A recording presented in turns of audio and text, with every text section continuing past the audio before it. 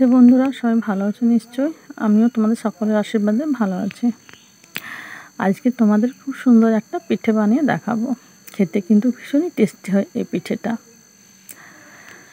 এটার নাম হচ্ছে ধুস্কো পিঠে।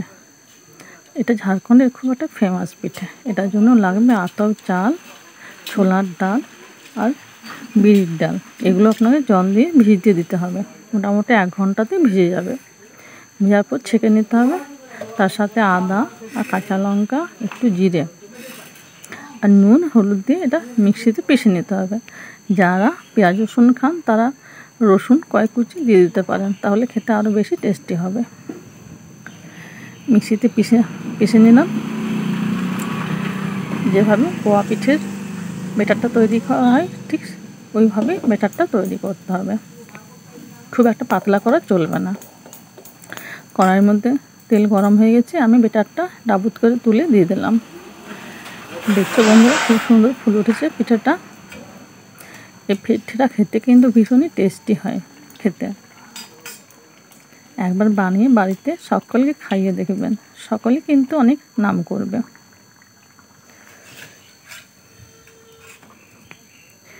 এভাবে একটা একটা করে সব পিঠাগুলো করে নিতে হবে।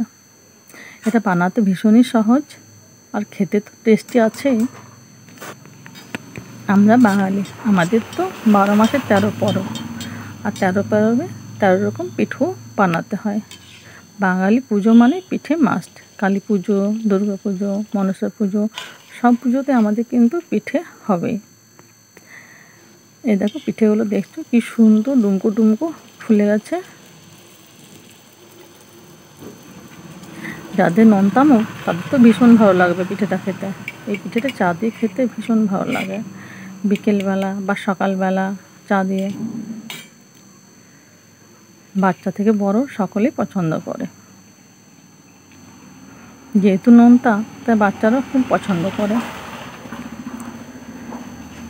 পিঠেটা খেতে কিন্তু ভীষণ নরম।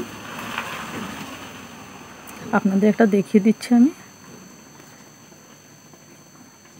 এই যে দেখছো কত নরম আছে পিঠেটা, কত ফুলে গেছে একদম। ভেতরটা ওটা ফাঁকা আছে, খুব সুন্দর নরম নরম। এই পিঠেগুলো চা দিয়ে খেতে ভীষণ টেস্টি হয়। এই যে আমাদের বাড়িতে পুজো ছিল, গ্রাম পুজো আর আষাঢ়ি পুজো। সেদিন আমি 4 রকমের পিঠে বানিয়েছিলাম।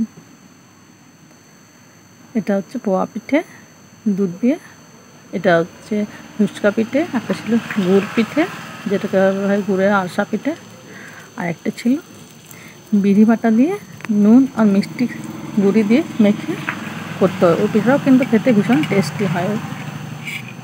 তাহলে বন্ধুরা যারা যারা আমার ভিডিওটা দেখছো একটা লাইক করবে, কমেন্ট করবে কেমন হয়েছে পিঠেটা।